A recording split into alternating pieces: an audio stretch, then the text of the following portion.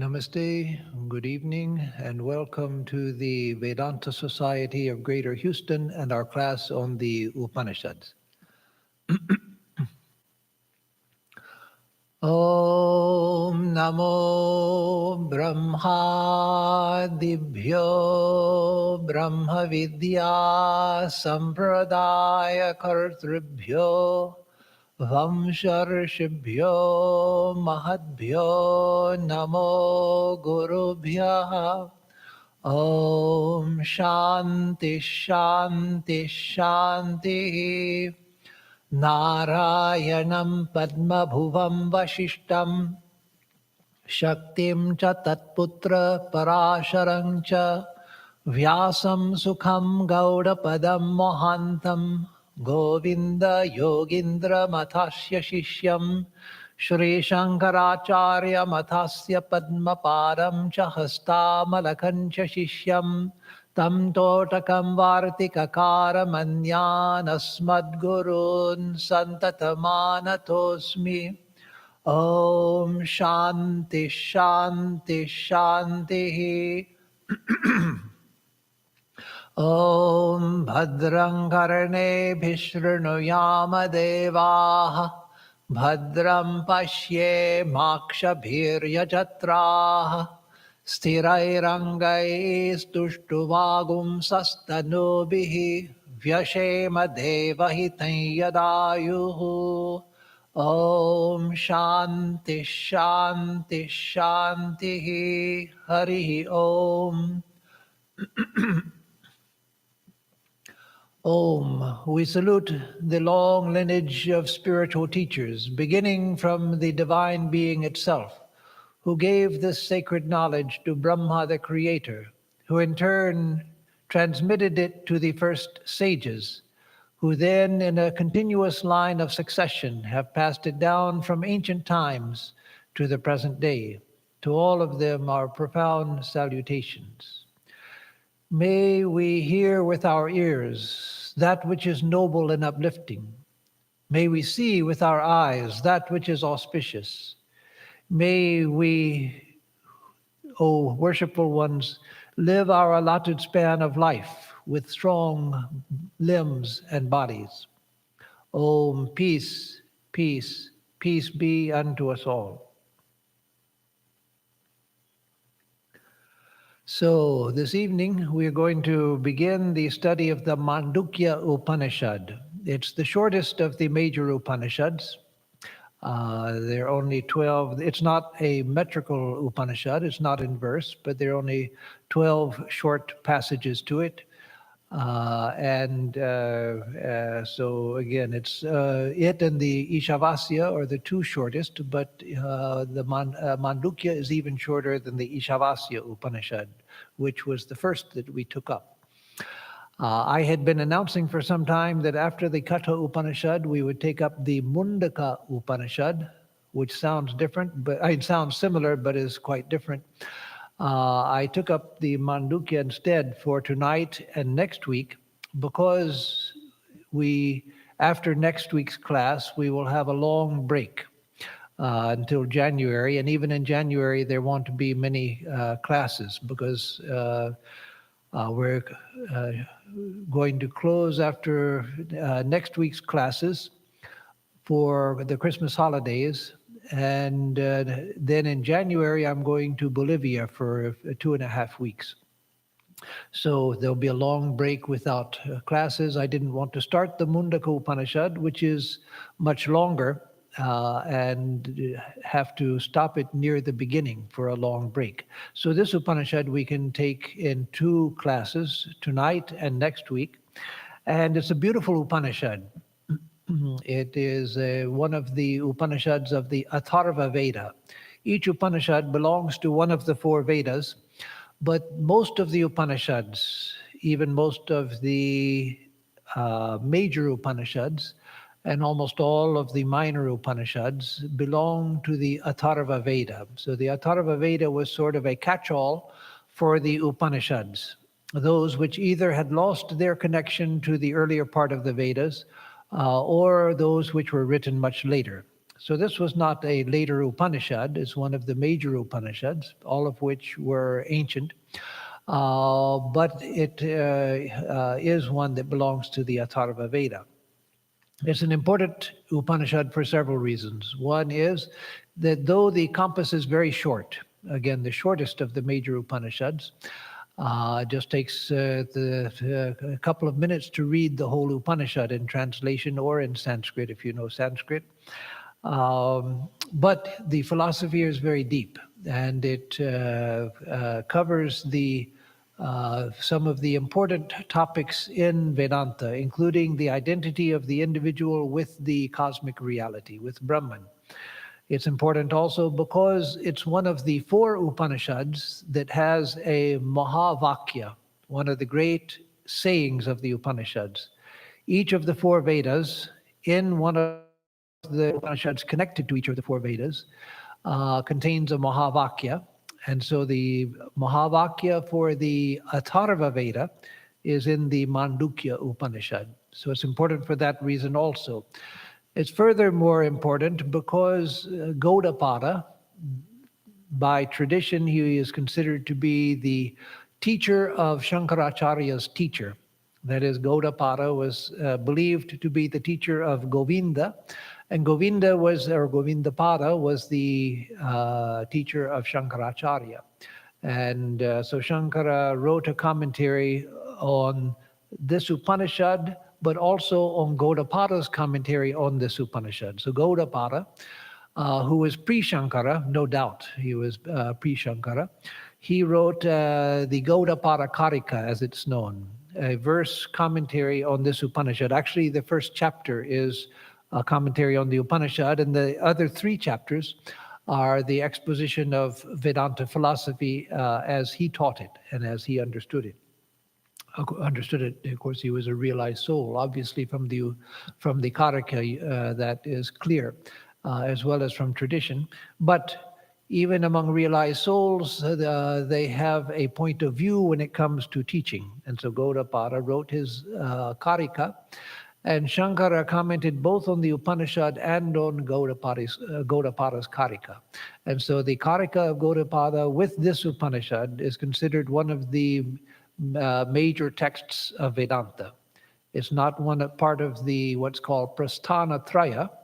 The 3 foundational texts for Vedanta are the Upanishads, the Bhagavad Gita, which we've studied in this class before taking up the Upanishads, and the Brahma Sutra.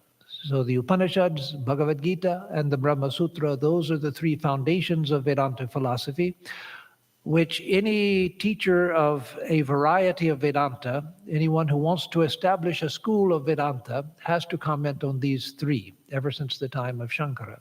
So the dualists have their commentaries on these 3, the qualified monists have theirs, and different types of non-dualists have their commentaries as well.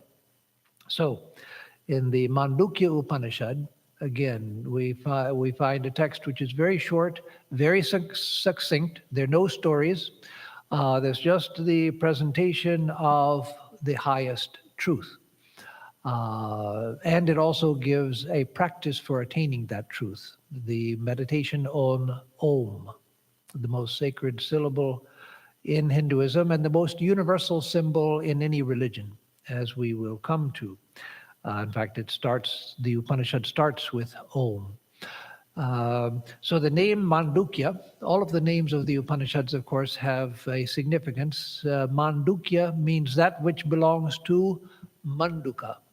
And Manduka is one of those Sanskrit words which means many things. Some believe that Manduka was the name of a sage. And so Mandukya means the Upanishad which came from the sage Manduka.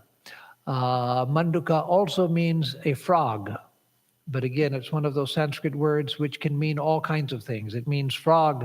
It means the name of a people, that is a group, a particular ethnic group of people, or a cultural group of people called the Mandukas. It can mean a part of the hind leg of an elephant. It means the hoof of a horse. It means a particular type of horse, a particular breed of horse. It can mean a wanton woman. It can mean all kinds of things, like many Sanskrit words.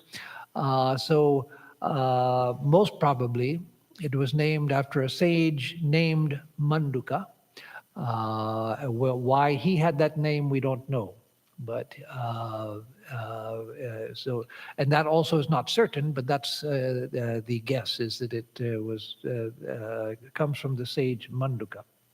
So it's again a very important text, a very short text, but one that is considered essential to study for a deep understanding of Vedanta.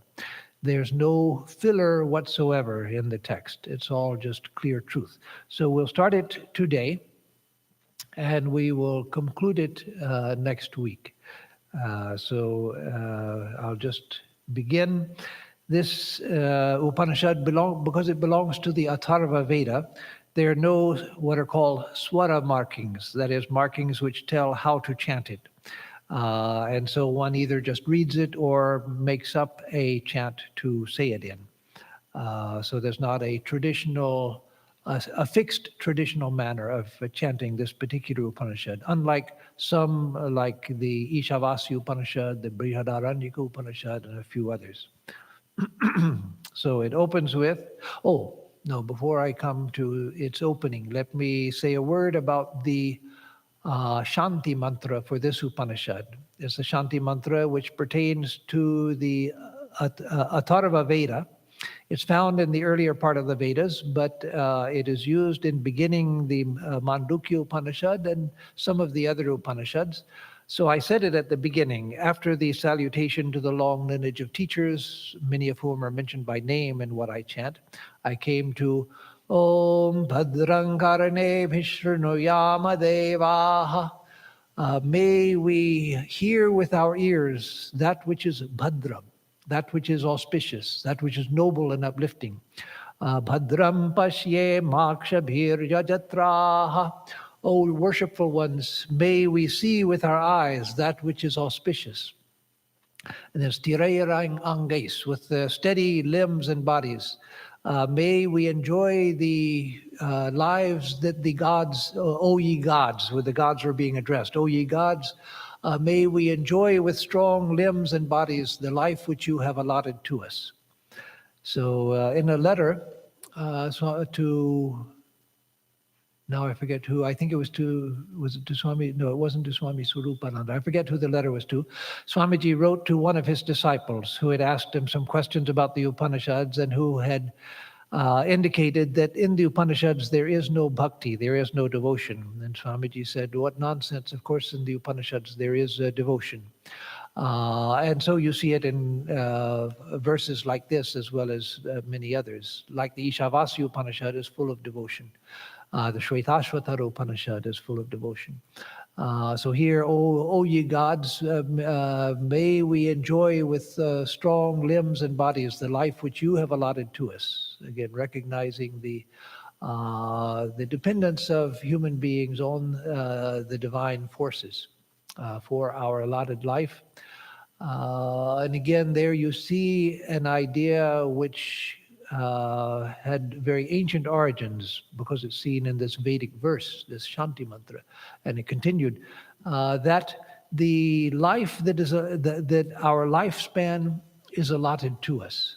Each of us is born with a lifespan, and that lifespan is not, or that the lifespan is fixed. That's an idea which does not sit well with modern Westerners, because we like to think that by taking vitamins and doing exercise and etc., we're going to prolong our life.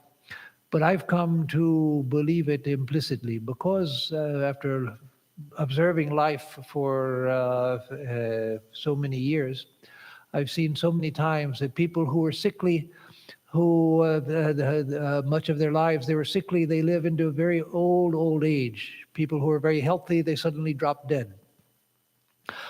People who looked like they were supposed to die, they don't. And people who it seems that they weren't meant to die, suddenly they do die. And so it's mentioned also in the Yoga Sutras of Patanjali that when one is born, one's karma has already decided the length of one's life and the happiness and suffering that one will have to go through, the quantity at least of the happiness and suffering that one will have to go through in life. That can be mitigated by further karma, but the lifespan is considered to be fixed. When your time is up, the time is up. One way or another, the body will drop. So, again, this is the peace chant. Let me read the translation given here. O ye worshipful ones, may our ears hear that which is auspicious. May we, O you ye worshipful ones, see with our eyes what is auspicious. I'm adjusting the translation as I read it because I don't like the translation here much. May we who sing your praises live our allotted span of life in perfect health and strength.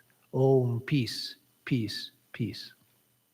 So now we come to the text, and it begins, Om ityetadaksharam idam sarvam tasyopavyakyanam bhutam bhavad bhavishyaditi sarvam onkara eva yachanyatrikalatītam tadapyonkara eva.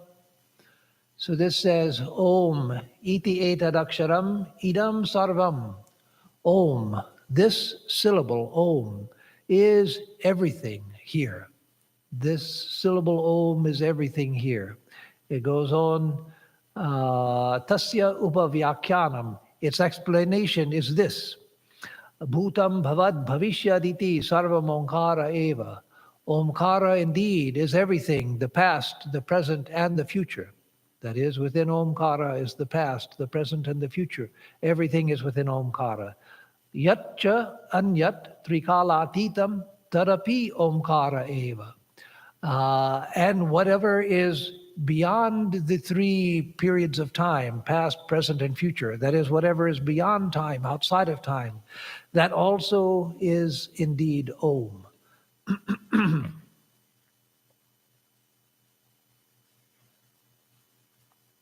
So here, again, it's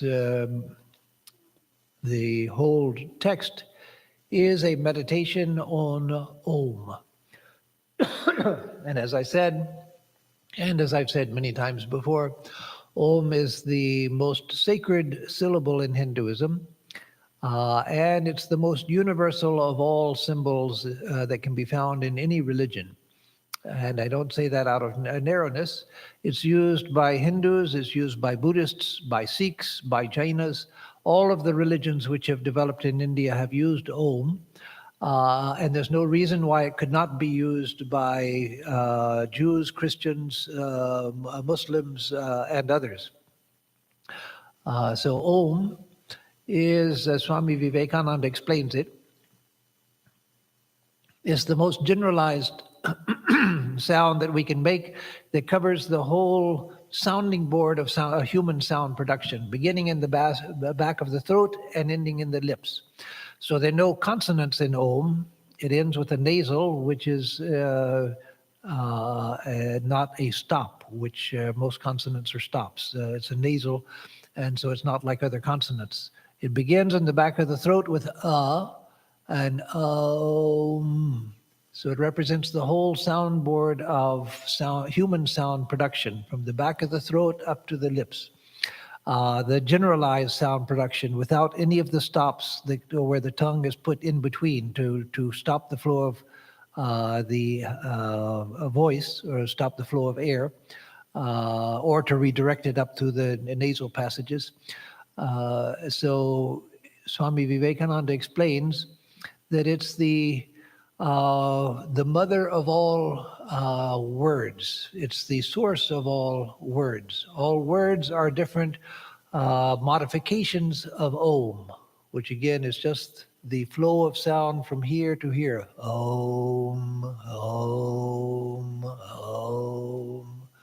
It's sometimes spelled A-U-M, but the proper spelling is O-M. But it's not just Om, not Om. It's sometimes spelled A-U-M to emphasize that the sound starts back here. In Sanskrit, the vowel O is considered to be made up of the sound A plus U, O. And so in Om, if to pronounce it correctly for the purposes of meditation, one should begin in the back and move gradually up to the lips with the closing sound of Om, Om. So it's not Aum or It's just a continuous flow of sound from the back to the front. Om, Om, Om. Sri Krishna says, Aksharanam Akarosmi. Among the letters, I am Akara. I am the letter A. So why does Sri Krishna in the Gita say that among all of the letters, I am the letter A? A is the first letter of the Sanskrit alphabet, but that's not why he calls himself A. He says, among all of the letters, I am A, because A is the most generalized sound that we can make. That's why when we're speaking and we're stumbling for words, we say, I want to say, I'm thinking, when we just open our mouths and make a sound, it comes out, And so beginning with that sound and rolling forward with the U, Om, Om. And the silence after Om is part of Om as well. The silence represents that which transcends sound. So all ideas, all concepts are connected to words. We can't think without words. Now, some people argue that, yes, I can think without words, and there are autistic people who think in images. Well, yes, we can think, we can picture things, and we can feel things without necessarily verbalizing. That's true. But actual thinking about things, analyzing things, thinking about things, we have to have concepts. And concepts are tied to words. And so thinking, actual thinking, and not just feeling and picturing something, actual thinking requires words. And words are inextricably tied to ideas. That's why, as I've said in other classes when the topic comes up, that's why if I have a disease and I go to the doctor and the doctor tells me I don't know what it is, I've never seen the symptoms before, I'm mystified. I go to various experts and no one can tell me what it is. They can see that I'm sick, but they have nothing to, they no experience with anything like this. Finally, I find some expert somewhere in the world who says, yes, I've seen one other case where this was found. And we've given it a name of such and such, but we don't know anything about the cause of it, nor do we have a cure for it. But soon as the doctor gives me a name and says, yes, we have seen it before, I feel tremendous relief. He says we don't have a cure, we don't know the cause of it, but I feel relief just that somebody at least recognizes what it is that I have. He's given me a name for it. If we see someone that we know and we can't think of their name, it bothers us no end until we can think of their name. Because until we can think of their name, we feel that we don't, we haven't fully recognized them. And so words are inextricably tied to conceptual thinking. We can't think without words. So the most generalized word in the world is that which has the most ample, the most extensive, the most general meaning. And so again, Om is the sound which represents the most generalized sound that we can make from beginning to end.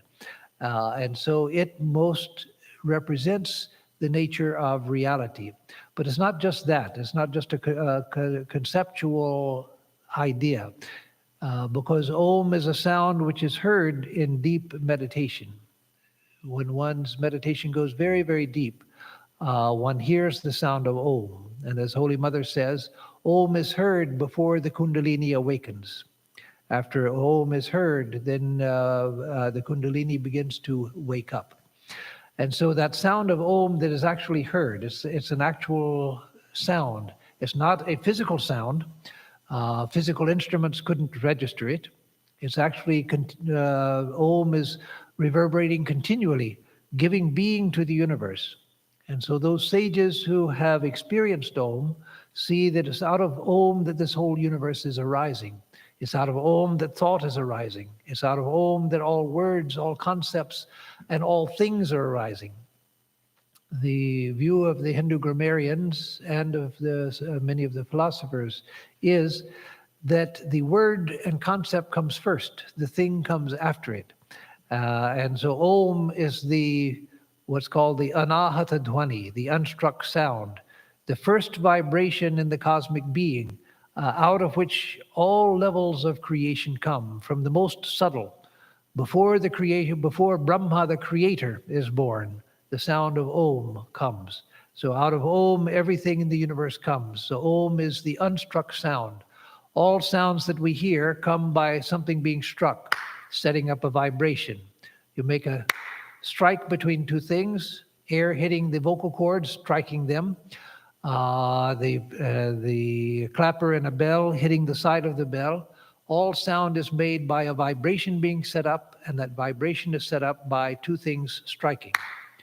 So some of you who have studied or at least dabbled in Zen Buddhism know that one of the koans is, what is the sound of one hand clapping?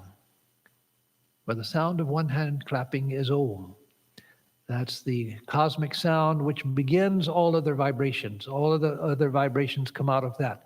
That's the causal vibration, which itself is not set up by any other vibration, not by any two things coming together. So as we go forward, we will find out more about the meaning of Om. So here it says, all of this world is the syllable Om. Om ityetad aksharam idam sarvam. Everything here is Om. Everything that we see is Om. Its further explanation is this, tasya upavyakyanam.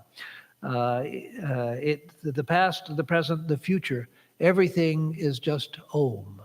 So everything that is from Om. And then yat chanyat trikalatitam tadapi omkara eva. And whatever is beyond the three times of past, present, and future, that also is just Om. And so then we come to the second passage. Sarvam hetad brahma ayamatma brahma soyamatma chatushpat. This says, Sarvam hi etad brahma. Everything is, all of this, everything is Brahman.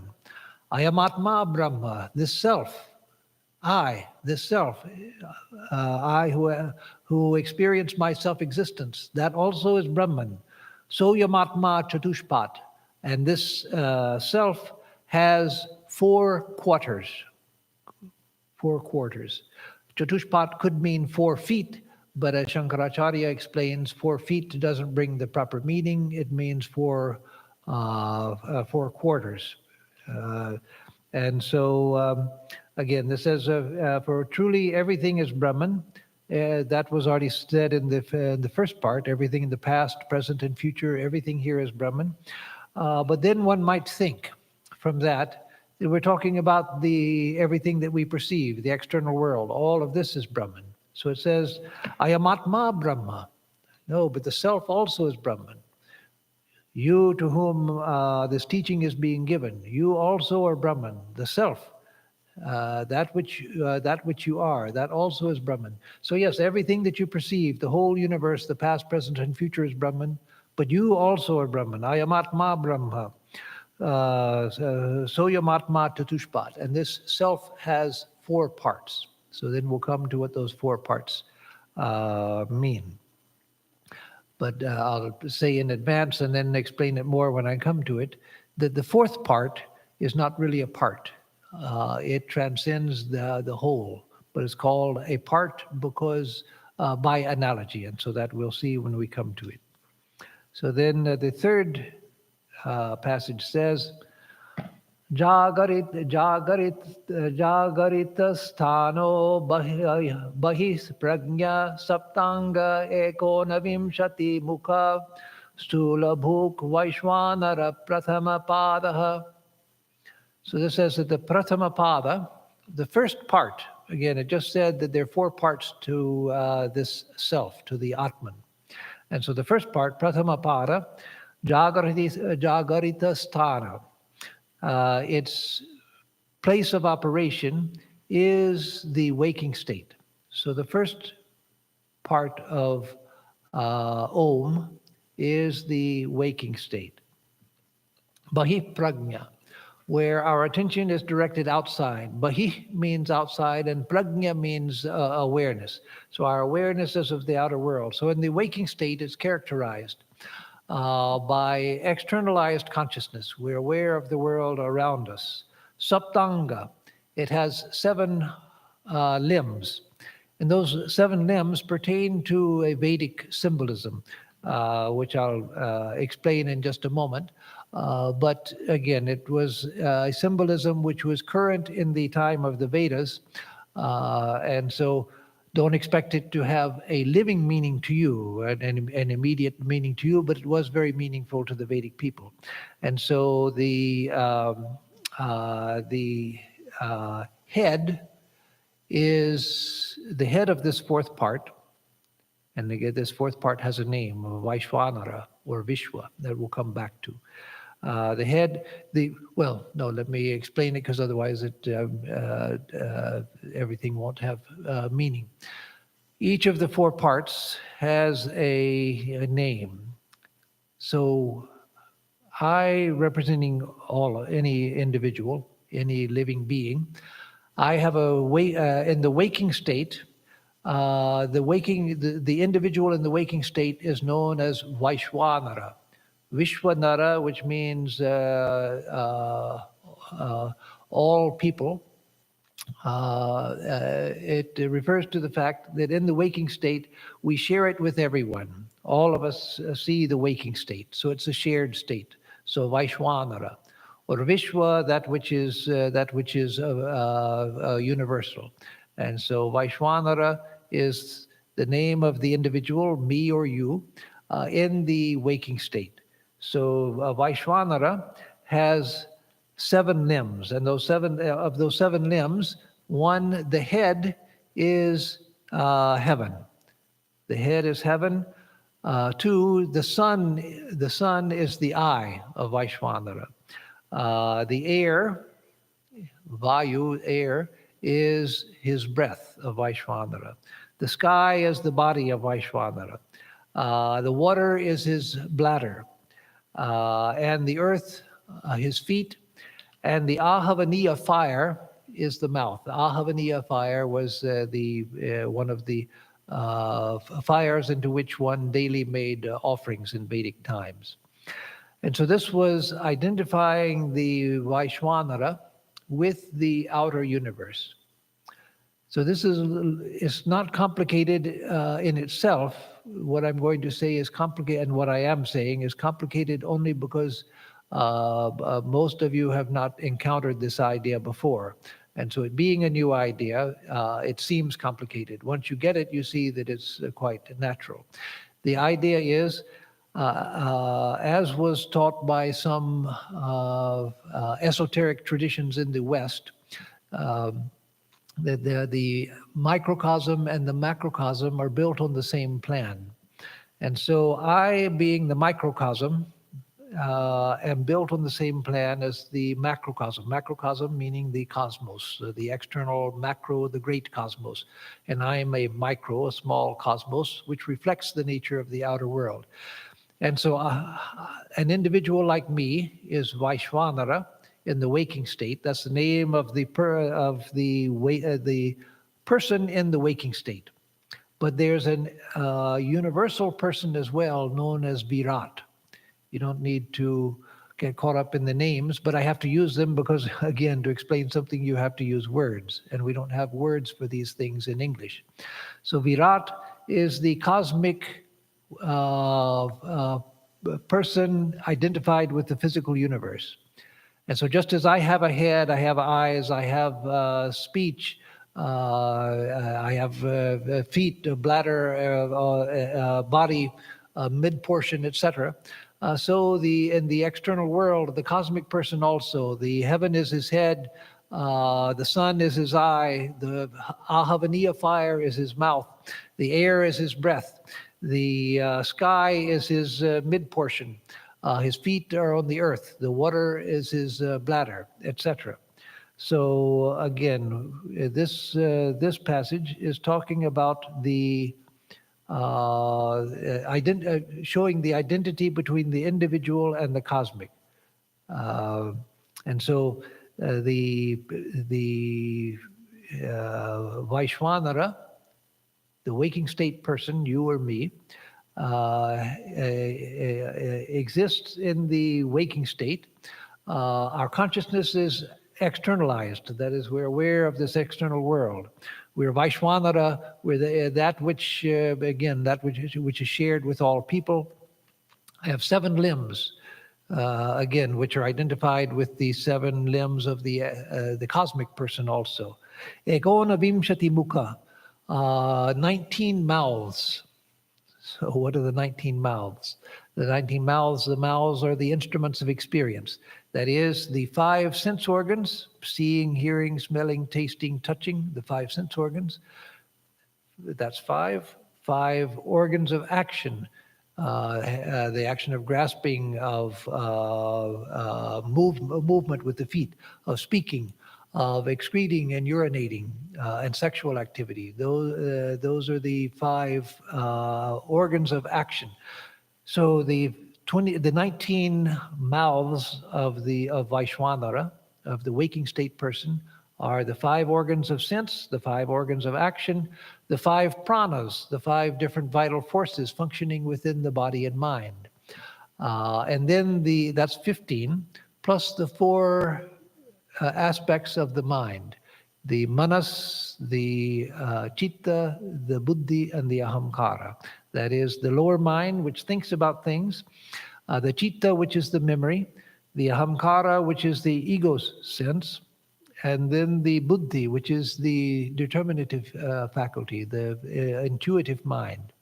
So you have 19 mouths of experience, 19 windows into the external world through which or 19 instruments of experience. So Eka Vimshati Mukha, Stula Bhuk. Stula Bhuk means Vaishwanara, the waking self, that which we are right now, hopefully, awake. We are Stula Bhuk. We enjoy gross things. Gross here doesn't mean nasty things, as the word gross has come to mean in modern English. Gross means physical things. We enjoy water, we enjoy food, we enjoy things that we see with the physical eyes, physical sounds we hear with the ears, music and so forth. So our attention is outside and we enjoy physical things because we live in a physical world. Vaishwanara Pratamapada. And so that first part of the 4 parts of the self is known as Vaishwanara. So the running translation here is the first quarter is Vaishwanara, which he translates, as I did, common to all men, because it's the material condition which we all share. You'll see the contrast in the next part. So the first quarter is Vaishwanara, common to all men, with the waking state for his field of activity, outwardly cognitive, aware of the external world, 7-limbed, that is, identified with the external universe as well, 19 mouths through the senses of knowledge and action and the pranas and the 4 states of mind, and Stula Bhuk, enjoying gross objects, that is, physical objects, in that sense, gross. So then we come to the 4th passage, which says, Swapnasthanonta prajna saptanga ekona vimshati mukha pravivikta bhuk Taijaso Dvitiya Padaha. So this says that Taijaso Dvitiya Padaha, the second part of the 4 parts to the self of each one of us, The second part of the self is known as Taijasa, that is that which is shining, the shining part. And so let me just say before I go into the explanation here that it refers to the subtle body, which is experienced in dream. So swapnasthano, its field of activity is the dream. So the waking state, this is our field of activity, the external world, which is common to all of us. I see the chair, you see the same chair if we're in the same room, etc. But in the dream, which is our field of activity when we're asleep, antah prajna, our attention is inside. In the dream, we see a whole world. We talk to people, we go places, we do things in the dream world. But when we wake up, we realize it was all just in my head. So it's not shared with everybody here. I dream one way, you dream another way. And so the attention is directed within, antah prajna, saptanga. Here also there are the 7 limbs, because in the dream world I create a world where again my head is the head of that world is the heavens, the eye is the sun of the dream world. The mouth is the ahavaniya fire of the dream world, etc. So the same parts, because in the dream world it's based on our waking experience. In the dream world, we can look up and see the sun. We can feel the air. We can look up into the heavens. We can look at the waters. We can look at the earth, etc. And so the same 7 limbs that are in the waking state are present in the dream state as well. And ekaonavimshati mukha, the same sense organs. In the dream, we can hear, we can see, we can smell, we can taste, we can touch. We have the same organs of action. They don't follow the same laws of physics. Sometime in a dream, we find we can fly. When I was a little kid, I found that in a dream, in repeated dreams, I found that I could breathe underwater. And I wondered why people told me that I couldn't breathe underwater. I found in the dream it was so easy. You just open your mouth and breathe, and it works.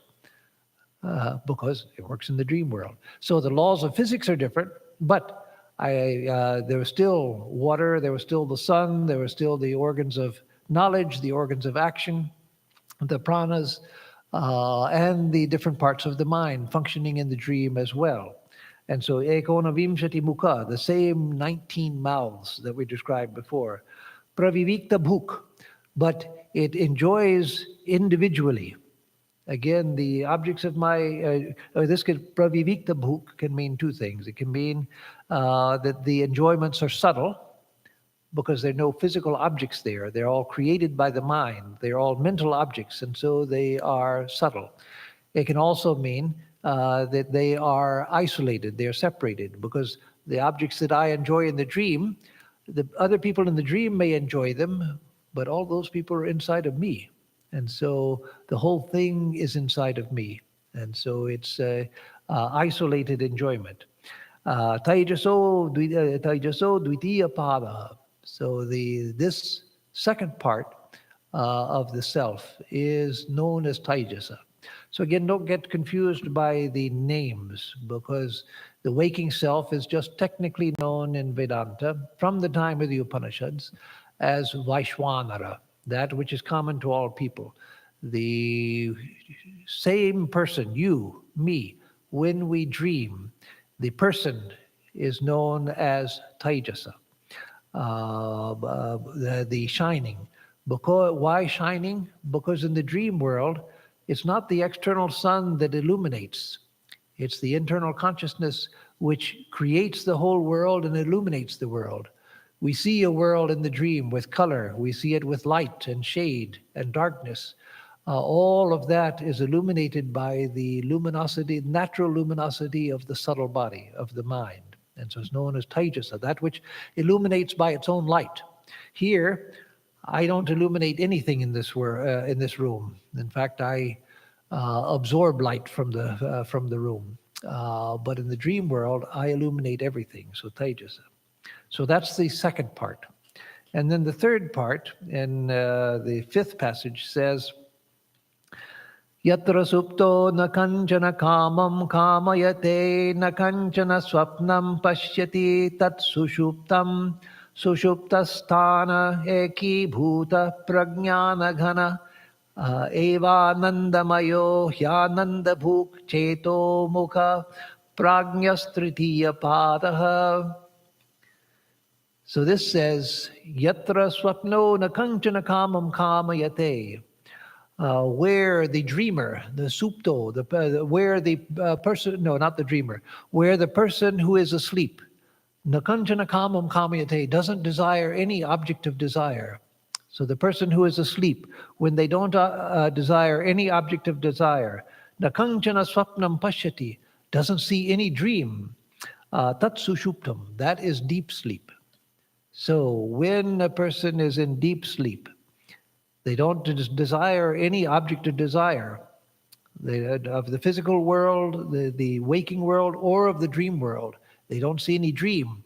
They don't see the external world. So the waking state has disappeared. The dream state has disappeared. That is known as sushupti, deep sleep. Sushuptasthana. So the place, the field of the field in which the experience of deep sleep takes place is deep sleep itself. In deep sleep, that's the state in which we experience as follows: Eki bhuta. Everything has become undifferentiated. Eki bhuta means literally has become one, but here it means undifferentiated. Here everything can be distinguished. I see three pictures there, a clock there, a door over there, a glass door here, a glass door beyond that, this chair, that chair, that chair. Everything is distinguished. And even taking a particular thing, this is the front of the chair, the back of the chair, the top side of the chair, the bottom of the chair. Everything can be distinguished here. In the dream, the same thing. I can see all kinds of diversity in the dream. I can look up, I can look down, I can pick out this object, this person, that person. Everything is differentiated. Endless differentiation in the waking and the dream state. But in deep sleep, eki bhuta. Everything has become undifferentiated. There's nothing to say, oh, look at this. Don't look at that, look at this. Look up, look down. Look to the left, look to the right. None of that. There's no left, there's no right, there's no up, there's no down, there's no backwards, there's no forwards. There's no this, no that. Everything is eki bhuta. Prajnana ghana. There is just undifferentiated consciousness. There's just undifferentiated consciousness. There's no thinking. There's no, I want to do this, I want to do that. I'm tired of sleeping, I want to wake up now. Nothing. There's just undifferentiated consciousness. No mental activity, no physical activity. Evanandamayo. It indeed is made of bliss. The experience of sushupti, of deep sleep, is made of bliss. Hyananda bhuk, where we enjoy bliss. So that's why when we wake up from deep sleep, deep dreamless sleep, where there's no dream or anything, we say, oh, I slept wonderfully. I wasn't aware of anything. I didn't know anything. It was wonderful. I wish I could sleep longer like that. I just was completely out of it. Vedanta says that that shows a profound truth, that in that state there is experience. We say, I didn't know anything, but actually it is, I knew nothing. That is, I did know, I knew the absence of everything. I knew that everything had become undifferentiated. I knew that there was no thinking, that there was no object, there was no process. How long were you in that state? I have no idea. I didn't know anything. I was completely out of it. I don't know how long it lasted. Because there's no time. If there's no process, there's no time. And so there's just the experience of bliss. So we come back and say, oh, I slept beautifully. The problem is, of course, that in that state, it's not a state of illumination. It's not a state where we have attained it by a conscious attainment, where we've identified with infinite consciousness. We have just become forgetful of everything. We're aware of being forgetful of everything. We don't know anything. We don't think anything. Even the ego has become silent. There's no I as opposed to this. I am me and that is that. There's no I, thou, I, it. no distinction like that either. But it's a state in which we're just aware of our own primordial ignorance, the ignorance of who we really are. So when it's said that ignorance is bliss, there it is true. There, the experience of just primordial ignorance, that is bliss. So, prajnana ghana, undifferentiated awareness, evanandamayo, it indeed is made of bliss itself. So it's not that there is bliss that you experience, it is blissfulness itself. Hyanandabhuk, the enjoyment, the experience is of bliss. Cheto mukha, and the gate of experience is it is the gate of awareness. That is, this requires some explanation. Cheto mukha. It means that deep sleep from the standpoint of the highest truth. Deep sleep is the primordial state of manifestation. We are the infinite self. We are Brahman. We are Atman. We are the infinite divine self. But we've forgotten that. And it's out of that forgetfulness that everything else has come. And so in deep sleep, we go back to just that primordial forgetfulness, the origination of everything here. It's out of that forgetfulness that these worlds are created. If we knew who we were, then we would know ourselves to be Brahman and the world would disappear. And we would know ourselves to be the infinite. There would be no world, no dream, just infinite knowledge, wisdom, bliss, existence, outside of time, outside of space. But we've forgotten that. And that forgetfulness is why we see a world of the waking state and the world of the dream state. So Cheto Mukha means it is the gate of experience of the dream state and the waking state.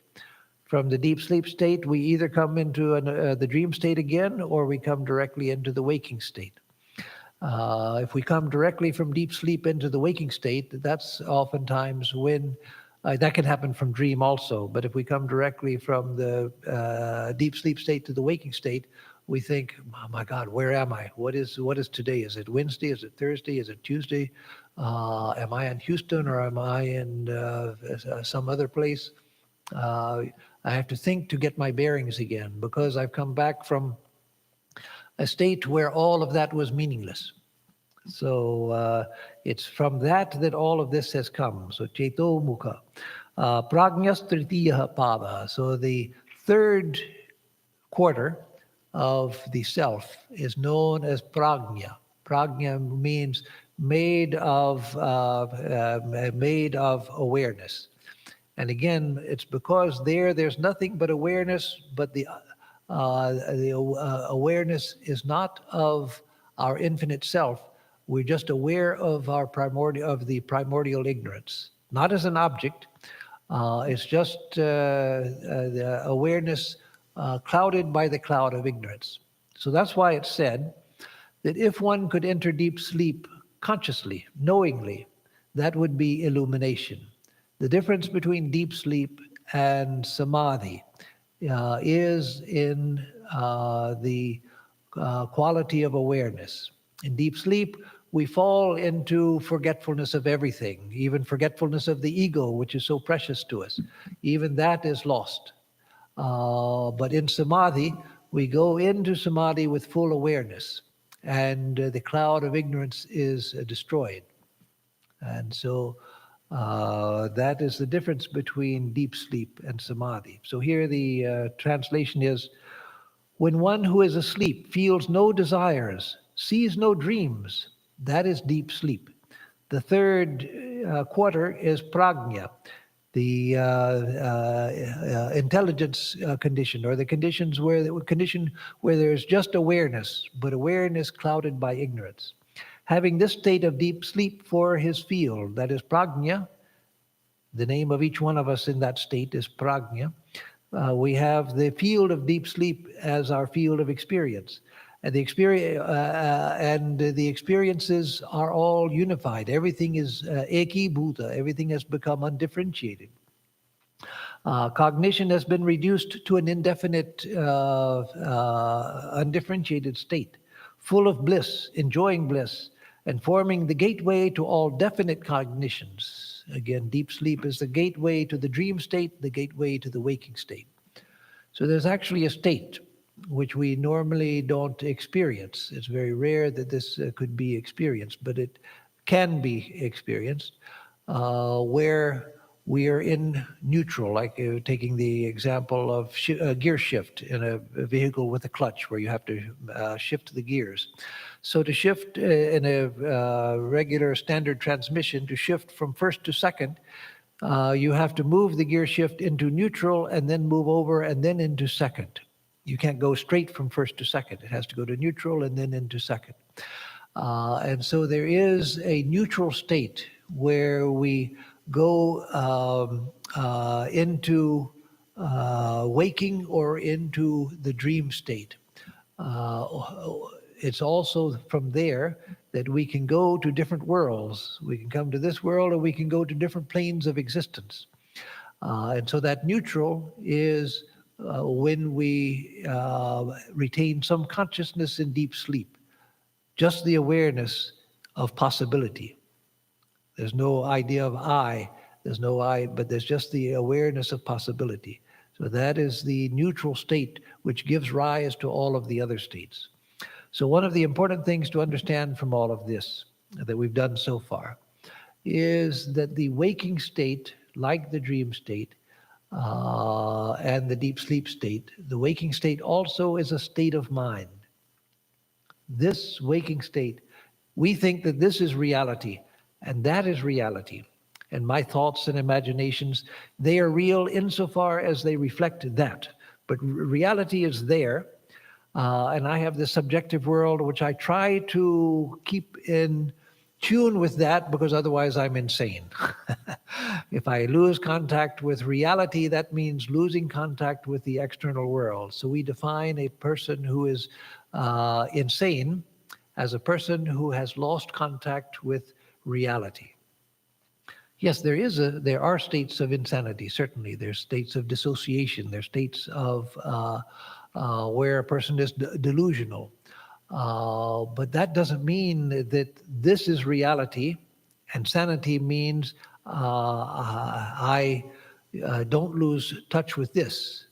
No, there are much higher states of reality than this. This is not reality. This is just a state of mind. I go to sleep and all of this disappears. Another world appears, the dream state.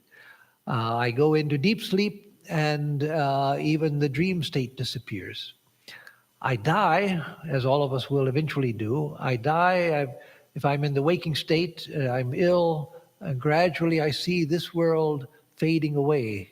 If you're ever with a dying person, you see that gradually they are losing contact with the outer world. Their senses are beginning to shut down. Their attention is gradually drawn within until this disappears. We think that they have just shut down, that they're dead, the body and the mind stopped working. No, the mind didn't stop working, the body did. They continue to experience, but all of this is gone for them. All of this is gone for them. So this is just a state of mind. So let me just read the next, and we'll discuss it next time, because let's see. No, I would have to come to 7 to get to the. So I'll just read number 6 and give the meaning of it, and then we'll explain it next time, because we haven't yet gotten to the fourth part, which is, as a preview, is the state of illumination. So we have the waking state, we have the dream state, we have deep sleep state, and then there's the fourth state, which is the state of illumination, which isn't a state at all. That is reality itself. This waking state is a state. Dream is a state of mind. Deep sleep is a state of mind. But the fourth is called forth only by analogy. It's not a state at all. It's beyond the mind itself. It is reality itself. So number 6 says, Esha Sarveshwara, Esha Sarvagnya, Eshontararyam, Esha Yoni Sarvasya Prabhavapya Yohi Bhutanam. So this is the Lord of all, Sarveshwara, their knower, their inner controller, their source, their origin, and their dissolution. So Prajna, the name of us when we are in the deep sleep state. We are technically called Prajna. This is the Lord of all, the knower, the inner controller, the source, the origin, the dissolution. So how could that be? How could deep sleep be that? Here it's again relating us to the cosmic deep sleep. In the cosmic deep sleep, that is the deep sleep of God, where God doesn't go into deep sleep in ignorance. God goes into deep sleep, which is samadhi, with full awareness. And so that the deep sleep in the individual is forgetfulness, awareness of forgetfulness, blissful ignorance. But for the cosmic being, who is God, going into deep sleep, the state of deep sleep of God is samadhi. And that Lord of existence, who is the universal, the ruler of the cosmos, that is the knower, the Lord of all, the knower of all, the inner controller, Antaryami, who sits within the hearts of all, knows and sees everything, experiences everything, their origin and dissolution. So all beings come out of that. So that we'll explain more next time. So I'll stop here. Let me give announcements, and then if there are any questions, I will deal with those. So for announcements, on the Thursday, we will continue our study of the Gospel of Sri Ramakrishna. On Sunday, there will be no Sunday talk, no service at all, because I will be giving a retreat Friday, Saturday, and Sunday, and so there won't be any service here. If you don't know about it and want to know about the retreat, you can look on our website, or you can Google Omni Awareness for the source of the retreat. But there'll be no service here on Sunday. We will have the Thursday class on the gospel. No Sunday service. Next week we will have again the second part to the Mandukya Upanishad and the gospel class, and then we will be suspended until Christmas Eve. Christmas Eve we'll have a service at 7 o'clock here in the shrine. You're welcome to come. No registration needed. You're welcome to come. There'll be some carol singing, a reading from the Nativity, a short talk on the inner meaning of Christmas, the spiritual meaning of Christmas, and arati. And so you're most welcome to come at 7 o'clock Christmas Eve. And then January 1st, we will celebrate Holy Mother's birth anniversary and Kalpataru Day, the day when Sri Ramakrishna manifested his spiritual self to his devotees. So.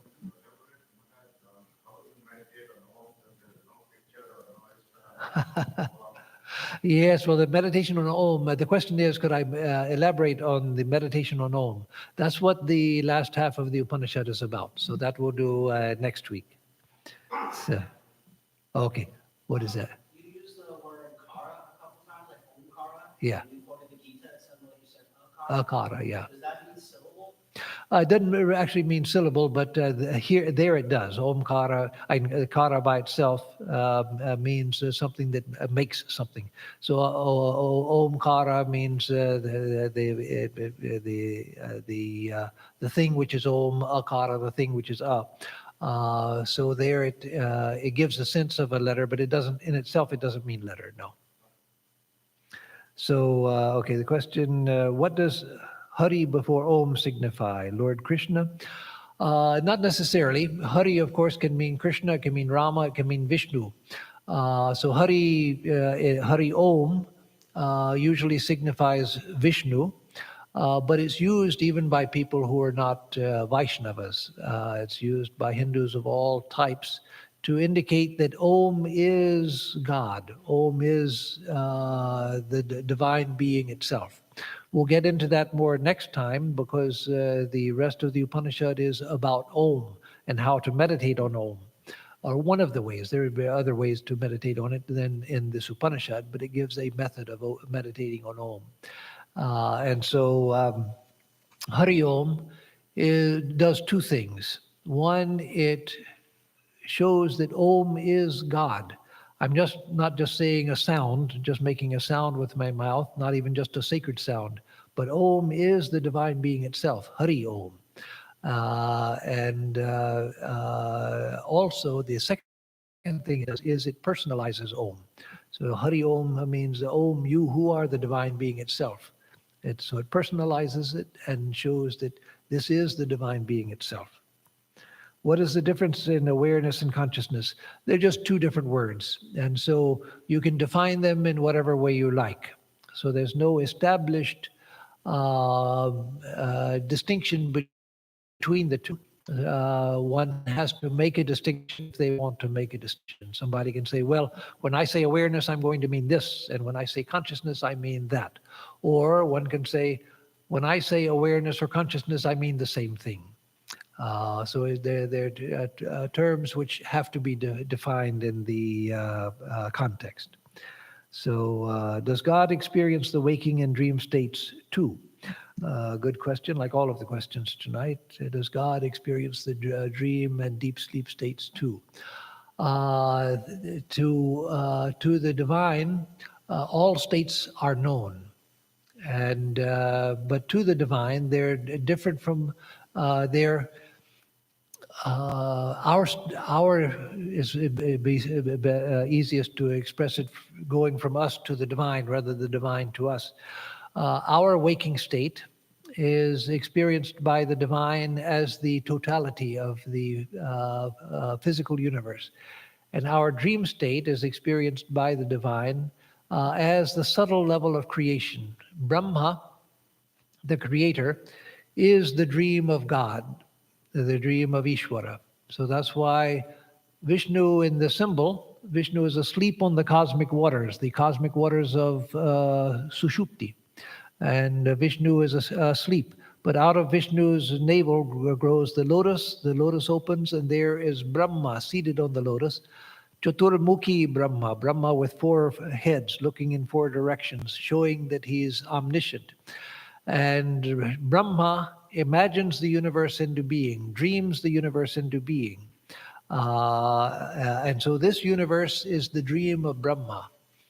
And for us, the dream of Brahma takes on concrete form. We take it as real and permanent. No, it's just a dream. But it's a long-term dream, the dream of Brahma. So Ishvara, God, Brahma is not Ishvara. Brahma is not God. Brahma is a God, a lower God. A created being or a being like you or me, a jiva like you or me, but one who is very wise and who attained to, he not elected, it's not a democratic position. He attains to the state of being Brahma by being the most virtuous person in the previous cycle of creation. But he's like you or me, or was like you or me. Now he's attained to omniscience. And is the dreamer of this whole universe into being. But for God, who is the supreme person, the Uttama Purusha, the supreme person, Purushottama, his deep sleep is, or its, because it's he and she, its deep sleep is samadhi. His dream state is the realm of vision, where we see gods and goddesses and all kinds of spiritual experiences. And the waking state is the dream of this universe that we see. So the way that the divine being experiences the states of consciousness is different from the way we do, but there is the connection. So with that, I will stop and give a closing chant. Om Purnamadah Purnamidam Purnat Purnamudachyate Purnasya Purnamadaya Purnamevavashishyate. Om Shanti Shanti Shanti Harihi Om Tat Sat. That infinite reality is full, perfect, and complete. This relative universe is filled with that same perfection. From out of that infinite being, the fullness of this universe has come. and yet that being remains ever the same. Om, peace, peace, peace be unto us and to all the beings of the universe.